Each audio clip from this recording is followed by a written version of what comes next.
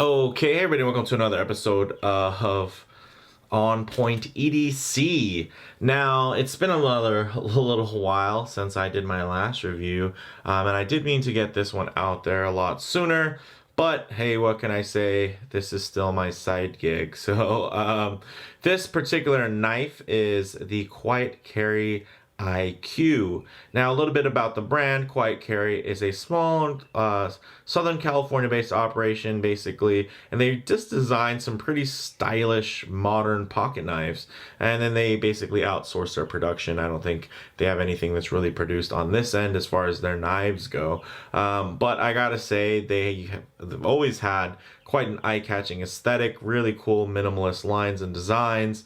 So it's been very impressive. Now this type of knife, of course, would qualify as a titanium frame lock.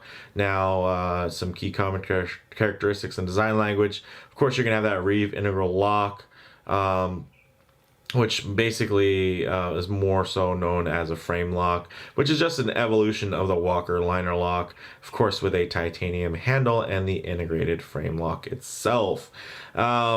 Now, this particular finish is in the satin gray. It is offered also in a stone wash and a couple of other options that we'll mention later on in the video. But with that said, let's go ahead and zoom out and get this piece in hand. All right, quickly now, before I pick this up, quick customary wristwatch check. Of course, I have my Damasco DS30. I'll keep the wristwatch part of this video very short. I chose this particular watch to wear while doing this review because of the real, I think, the crossover in that minimalist design aesthetic. And of course, although this is hardened submarine steel and not titanium like the frame lock, it does also have that great matted finish there, and I think the really clean lines and design aesthetic tie together really quite nicely. This is one of the earlier models that only had 100 meters water resistance. They've since updated these to actually have 200 meters of water resistance, which is really great and totally unnecessary for a pilot slash everyday watch, but definitely nice to have. But this bad boy already had a screw down crown and everything, so for me this is more than enough, but it would be nice to have that little bit of extra water protection. So if you're gonna buy one now, one, check out my review in the channel, but also you can look forward to having a bit more water resistance. Now, so with that said, here we have this really awesome knife from Quiet Carry. Now, not really the knife, enthusiast knife. This is something that probably I'd say gear enthusiasts in general are probably bigger fans of these knives than your kind of average Spyderco Benchmade, that type of crowd, the Kershaw crowd, Zero Tolerance, kind of those more mainstream kind of knife, real knife enthusiast knife brands. As far as, of course, that's speaking strictly from a full production take. But this thing's gorgeous, and it is the IQ. This is the satin gray finish. And this bad boy only costs $182 direct from Quiet Carry, which is, as you can see, it misfired a little bit there. And I do think it does have a bit of a small tab there, but it does have a nice strong detent. Of course, you don't want to rest your finger on the lock bar when you're trying to launch this bad boy. You're going to want to take it off of the lock bar and launch it with a light switch. But one of the nice things is this actually was updated, and which added a lot more, which is pretty much what prompted me to pick one up, because this now offers you ELMAX, which is a super steel.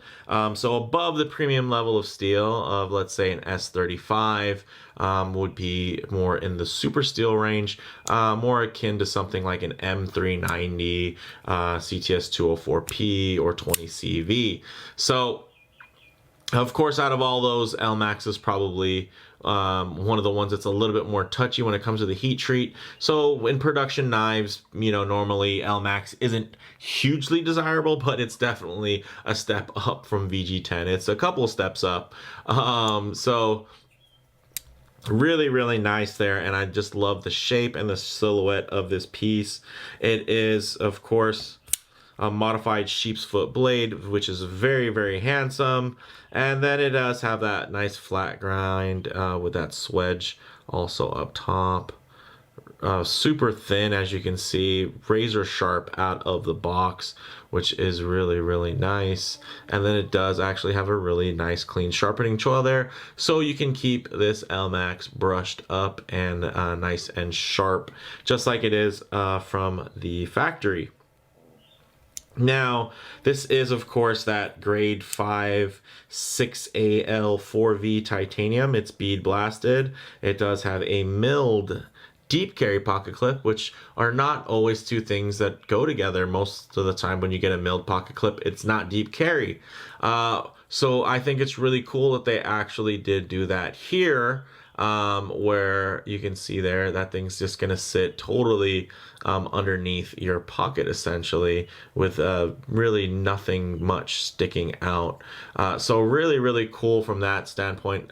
So that's one of the things that I think is really important about this knife is the design. They really take some real risks, and they're just thinkers. You can tell that this isn't something that was just frivolously, they said, hey, here's a stick shape, let's put a modified Warncliffe sheep's foot kind of deal, reverse Tonto, whatever you want to call it, shape together. There was a lot of thought, and there's a lot of little quirks that you can see here in the engineering and design, not just these 4 little dots, but also the way that they did the pocket clip in general, and kind of how it's secured through a hole there, and the reverse mount for the lock bar insert slash over travel stop is really, really nice, really smart that it's actually secured from the inside. I think that's just a nice touch. One thing I will say is I do like here where you do have a bit more opening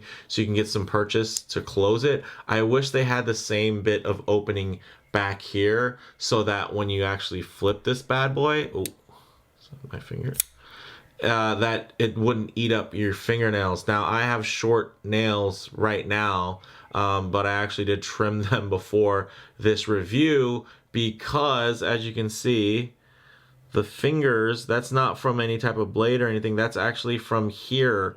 As you're in the flipping action, you're gonna come into here, and the basically the little chamfering that's there is minimal at best. Now if it had something in opening here, essentially as you'd flip, then any nail or anything would be able to flow through it without hitting anything, and your finger itself would have a little bit more space, so not have a lot of pressure basically pushing down in to that spot. So if this was just rounded off, or they added some type of channel here, or a combination of both for that back spot, I think everything else as far as from a design perspective is really quite spot on. Now in hand, of course, this thing's great. If you guys didn't catch the specs as they flew across the screen, let's just quickly kind of cover them. Overall length is 6.6 inches, which isn't bad at all. The blade is just under 3 inches at 2.9, and it has about a 2.3 millimeter thickness, rounding up there. And as far as close length goes, you're gonna have 3.7 inches, so really, really small. It almost feels like closer to a lighter than a pocket knife, just because of the sizing and the length. And the weight is only 2.2 ounces, so this thing is super light, super slim, super svelte, and just a smooth operator. When you look at the design wise, this thing is just extremely handsome. So big fan of that. Now as far as in-hand ergonomics go, it's of course very stick-like, which is nice, so your fingers don't necessarily wander to find a spot, because they can kind of lock in anywhere, right? When you kind of have the more contoured spots there, you're looking for finger grooves, and that's not a problem here. You just lock in where you can get purchase, and you kind of go from there. I do like this little kind of cut out at the bottom there, that angle, because it does kind of give my pinky a place to rest. Of course you can kind of choke up on it as well for kind of more EDC chopping, different types of cuts, just depending whatever you need there. So really nice, and there's nothing really that's obtrusive about it. Of course, this milled pocket clip is, you know, I think it's in a position to where, because of its further back, you can actually rest it closer to the fold kind of inside your palm, so it doesn't really become a hot spot. And I don't think that's something you're gonna be doing heavy cutting with anyway, because of just how slim it is. This is definitely something that you can use for, you know, kind of any cutting task. You know, more office related. This is going to be just some super outdoorsy piece. Now, apart from the area below the flipper, I would also say one of the nice things that they did, but I think could probably be improved, is they have a little notch cut out there so that, you know, this is a really nice milled clip. It's kind of countersunk in, so it's going to have more grab, so you don't have to worry about losing this. And the thing is, it's a light, you know, knife, and it's short, so you don't want this to fall out of your pocket. So I can definitely understand the thought process, but this is not very springy, so you really have to get, you know, you have to work with it to get it, you know, as you can see here, to get the material from your pants through there, and it's definitely locks in, but it's gonna, I'd say it takes a little bit more as far as pulling it out. You know, they could probably do with a little bit less material here, kind of butting up against, or if they just rounded a little bit more of this off, maybe instead of just kind of that finely tuned little box there, kind of countersunk in, if it was just, you know, a larger sweeping section there, it would probably go in a little bit smoother. But again, that's kind of icing on the cake type nitpicking. Now this does have cage ceramic ball bearings in the pivot, so it's ultra smooth, really great opening action, and then to close it, it's actually super smooth as well. Just because I'm very surprised, because this is such a thin, light blade. So the fact that it can still kind of fall shut, like shake shut, is really a nice touch, and just goes to show that those bearings are really well dialed in. And then of course you can see that this is going to definitely be light switch because of that tiny little pecker flipper right there. This is something, actually the jimping was a bit sharp, honestly, when I first got this out of the box, and what I did is I actually just took a dime and just kind of scrubbed it a couple times over right here, and it softened up the jimping, so it's not quite as grabby and isn't eating up your fingers. And as you guys can see, just from this video here, yeah, it can eat up the skin right on the tip of your finger from just keeping you pushing in and then sweeping out. So this could be a little bit better. Some of you might have more calloused fingers than me, but ever since I got out of the Marine Corps, I pretty much try to take care of these hands. So that's something that is definitely a bit bothersome. I mean, maybe I'll just file this out, or I mean, honestly, how I will probably just fidgeting with it, I'm going to deploy this knife more than I probably would if it was my everyday carry, which I think it definitely has the potential to be. I just, you know, have a lot of knives, so I carry a lot of different ones. I really enjoy this one. This is more for me, you know, part of my collection versus something I picked up like, oh man, I want to get that in pocket and really get to some, you know, use with it and run it through its paces. This was one where I really just love the design aesthetic. Now, of course, as far as model variants go, like I said, there's a stone washed handle option. There's also a black handle with kind of a carbon accent that's on there, which looks pretty cool. And you can actually get that with a standard satin blade or with a blacked out blade, which is nice. I'd say comparable options. Kaiser's New Yorkie definitely has similar dims, and I don't have that yet, but I do have the MBK Easy C, which was also recently reviewed on the channel, and you can see there very similar specs. Actually, because of the way the camera tricks you, maybe that's a better way to kind of look at it. You don't have to worry about the kind of skews that come from it being on the top or the bottom, but essentially very similar. But as you can see, this one definitely is the thin one versus I think for me, similar as far as why I bought this knife. I didn't buy this knife, although it is the EDC and it is meant for, you know, easy carry. They're actually just so limited. Honestly, this is more of just kind of a collector piece for me, and something to treat myself with carrying, but not really be too much on that kind of daily use. But as you can see there, really nice, the action.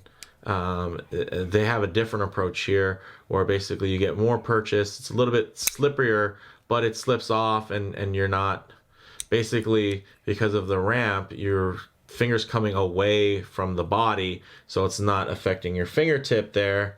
Versus here, it's so small, your finger basically is wanting to push through, right? Like you're doing this motion essentially, but then you're coming up against the frame, and it's you know, wears the finger out just a bit there on the tip. So with that said, I'm loving this thing. Bottom line, ultra clean minimalist lines combined with a super slim silhouette really add up to the definition of what a quiet carry should be.